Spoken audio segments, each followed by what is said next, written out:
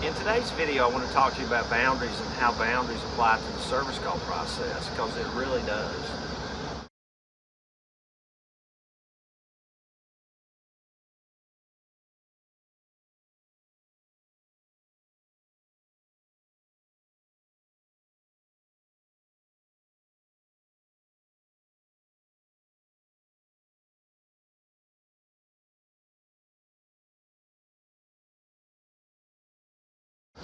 Several years ago, I ran a plumbing call with a plumber in New Jersey, and I was going to do the call, do the talking. And the customer had a stopped-up slop sink in his basement. And my process is, I'm going to show you, I'm going to look and see what we need to do, and then once we figure that out, we're going to find a place to sit down with you so we can show you all of your options, and you can decide what to do, not me. So here's what the customer said. He got very aggressive with me and cursed me. He literally cursed me. He said, "I don't need any effing options.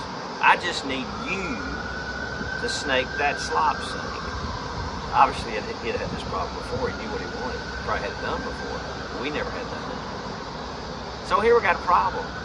I am the owner of the process. He is not. I own it. So I'm not going to let him take away something that I'm responsible to do.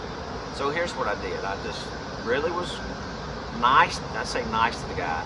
I was kind, but I was firm. And I said, well, let me tell you what I'm going to do. That'll be one of the options, and if that's the option you want to pick, that's up to you, not me. But I'm going to show you 5 options. Oh, okay. Well, he picked the 3rd option from the bottom. So here's the lesson.